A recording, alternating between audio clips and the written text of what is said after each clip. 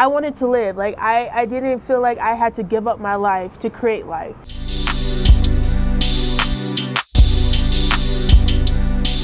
Hello, beautiful people, and welcome back to my channel. My name is actually Ami, and if you're new to this channel, and if you're new to my new name, I talk about my journey as a Black, queer, trans, expat / world traveler, the ups and downs, the good and bad, the ugly, and everything in between on that journey. If you want to go on that journey with me, make sure you go down below and hit that subscribe button and ring the bell for post notifications. I'm coming to you live from Mexico City, Mexico, and from my balcony, because also coming to you live, I am unfortunately battling with COVID-19 right now. After almost 2 years of staying away from Rona, me and her keeping our distance, I recently was exposed and then tested positive a few days later for COVID-19. Even with that being said, something pulled me to get on camera right now, come on this balcony, get some fresh air, and to do this video. If you're acquainted with my channel, I've done a video like this before. This is my message to African Americans who want to move abroad. You can check it out down below. In that first video, I was just kind of talking about what was coming up for me as a young Black person after just leaving the United States. A little backstory about me. I am 25 now. When I was 23 years old, I took the leap, I followed my intuition, and I left the United States, and I have not been back since. I lived in different parts of Latin America from anywhere to 2 to 6 months at a time. And many of you know I started my journey in Ecuador, where I lived for 6 months. I'm currently here in Mexico, where I've been here for about over 3 months now. And I just want to share with y'all my experience, give y'all some insights, and also I feel like just let y'all know there's more out there in life. I really feel like, so when I first made it, I was really in awe about how much I had been carrying as a Black person living in the United States. And also, y'all, I apologize in advance for any of the sound difficulties. I am outside, but that's just what felt more affirming to do this video. I was grappling with the weight I was carrying as a Black person living in the United States, weight that I didn't know I was carrying, whether that's weight of trauma, whether it was from childhood, whether it is from racial trauma, whether it's from, like all these different things and all these different pieces. I think I say this in every video that I talk about this topic, is you cannot heal in the same place you got sick. But I want to add something to that. Just getting out is the first step. I thought that, leaving the United States, that was going to be a big thing. I never thought it would solve all my problems, but I thought it would solve a lot. And don't get me wrong, it has solved many problems. But at its core, I think it's important to realize that once you're out of the environment, that's when the real work starts. I think this is what this video stands for, as a marker of, y'all, I've been here for, I think, a year, 4 months now, and this is what the work has led me. Since I moved abroad, don't get me wrong, I've faced a lot of challenges, financial trouble, financial things, internal conflicts, dealing with my own sexuality, not even dealing with, coming to terms and embracing and accepting and embracing my sexuality and my gender identity and expression. Issues with family, whether that was from the beginning of just people not wanting me to go, saying, what are you doing? Like, go to law school like you plan to, folks not really wanting to accept my own identity of as I'm coming into my transes, as I'm coming into my identity. Culture shock, language barriers, so many things. And even as I'm sitting here, y'all, battling with COVID-19, I still tell y'all, like, this is the best decision I ever made in my life. This decision, if there's anything in my life one thing that will define me in my life, I think it was my decision to follow my intuition for the first time and take a leap and really trust in myself and that voice inside me that kept telling me to get out, to get out, to get out, to get out. Because even with all the stuff that I'm battling with, I think back on who I was before and the ways I navigated the world before, and I'm a lighter person, you know what I mean? And I feel like that shows in how I show up in the world, my relationships with people, my community, the way I interact with other people, the way I interact with myself now. And let me tell you, like, moving abroad didn't solve everything, but it gave me the space, the time, the capacity, all these different things to sit with these things, to actually deal with them. I feel like I'm dealing with stuff that in the United States I never had even access to because I was always in survival mode. I think survival mode is something I underestimated because it really is something that will have you thinking that this is what life is, this is how life is supposed to be. And I would not have been able to tell y'all any of this in the States. I want y'all to know, like, I was one of y'all. I was living in the United States. I was, I was in college. I had my whole life planned out. I was gonna go to law school. I was gonna become a state Supreme Court judge. I had every single path, every single step carved out, from going to law school, becoming a public defender, seeing the worst of the justice system, so on and so forth, because at my core, that's what I wanted to do. I really and truly wanted to dedicate my life to ending the suffering that I saw that people look like me and the people I care about were enduring from the justice system and all these different things, from these systems of oppression. What it took for me is, I think, 3 things. Number 1, I had a conversation with a really good friend, who's still in my heart, still my friend to this day. And we were talking about, are we really willing to sacrifice all that's necessary to sacrifice to make these changes in the United States? At the time, like, sitting there as people of color, as young people, I just said, with if I was ready to sacrifice my mental health, sacrifice having family life balance, having a family of my own possibly, all these different things, parts of my health that I've seen time and time again, different activists and different people within the government and these systems that are trying to make change, sacrifice. And I had to say to myself, am I willing to sacrifice that? And the answer was no.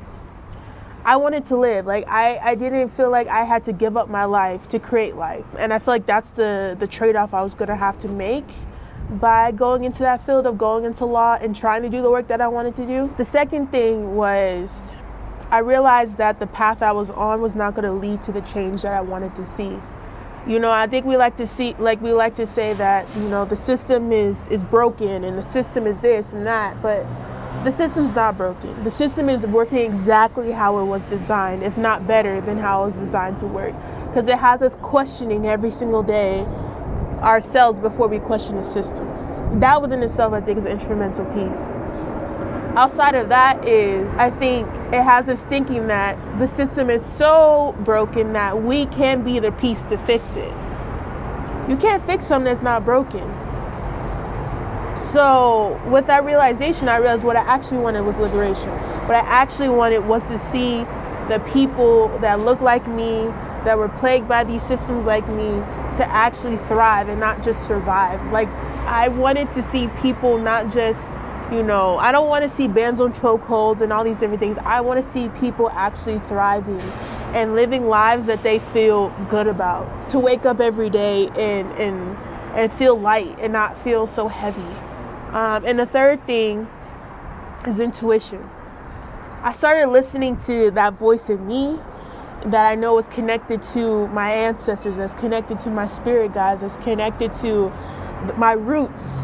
I started listening to that because we're taught in this world to listen to everything and everyone except ourselves. And I think the real work is us doing the work of disconnecting all the sources of wisdom that we have found in others and other things, and reconnecting that back into our own internal system of wisdom. Because even when you're a little kid, it goes down even to like to childhood. Think about it. When you're a little kid, you're given a plate of food and you feel in your body like, oh, I'm not hungry, I'm not feeling this. And your parents are like, no, I know what's best for you. You need to eat this. You need to grow up big and strong. That is one instance of us having to turn off our own internal system that's guiding us of what's best for us and connect it to someone else or something else. And this also applies to social media, the news, the government, our parents, every single thing. And I'm not saying this is a bad thing. I just think this is a process we need to be cognizant of and be intentional of, disconnecting those things and reconnecting them and knowing that our bodies are safe, because that's a whole nother thing, but I won't even get into that. My message to y'all is all of this, but also like from my own perspective, I will tell y'all, like, I have dealt with some really harsh things in this journey. I have dealt with, at certain times, going broke. I've dealt with housing insecurity. I have dealt with loss and grief. I've dealt with sickness. I have dealt with a lot of different things. And I'm saying this, I don't want to come off like this is a prove all thing or whatever. Like I don't want to come off like this is the answer to everything. Because if anything, I want y'all to be able to learn from my mistakes. I don't regret anything that I've done. I don't regret any part of this journey at all. Because I think that everything that has happened to me has been intentional for my journey, but that does not mean I want that for your journey, and that doesn't mean it's necessary for your journey. I think at its core that when I'm telling people to move abroad, I think a big piece and a big part of it is to try your best to plan. But I think more than any other advice, any other advice that I would give y'all is to listen to your intuition. That voice in you that either told you to click on this video or that still has you listening now, that voice that maybe has been nagging you that maybe it's time to travel or to move abroad or whatever. Number one, be careful. This COVID stuff is real, and I need y'all to be cognizant of that. And I need y'all to move around this world ethically and in good ways, because we do not want to just be out here spreading viruses for no reasons, because the reality is that in the United States, they have a lot more resources than a lot of other countries. But listen to that intuition. Listen to that part of you that is telling you that there is more to life, because I'm telling you there is. Some things that I think that have helped me to get to a space where all these things are possible of living abroad, like what has living abroad given me, is giving me access to fresh fruits and vegetables at affordable costs. It's giving me access to affordable housing. It's giving me access to a slower pace of life. I'm telling y'all, capitalism will have you out here thinking that your worth is tied to how much you can produce, and it is not true. I have spent, and I'm still spending so much time unraveling and disconnecting my worth to my productivity.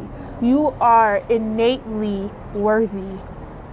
And living in the United States will make you think that your worth is tied to how much money you make, how much status you have, how many followers you have, like who likes you and who doesn't like you, how much, like what job you have. Just you existing in this world as a divine being that you are worthy. So that has been a big part. I think also a big piece for me, like right now, this is one that I want to share with y'all, is community. I have found some of the most beautiful, amazing, supportive community and I don't think I've ever found in my life here in Mexico City. Now, this isn't a plug for everyone to come to Mexico City. I'm just saying that maybe if you're being pushed to go somewhere, maybe where you're meant to be, your community is going to be there too. I'm not saying, I don't know if this is going to be my forever home, because I don't know how much I like the city, y'all, but the community, I think that's just enough for me to maybe make a decision. I have never felt in this way so held by so many people. And I think this is a big part of my own work, of my own healing, of not learning just how to give, but learning how to receive, learning how to be vulnerable, learning how to communicate.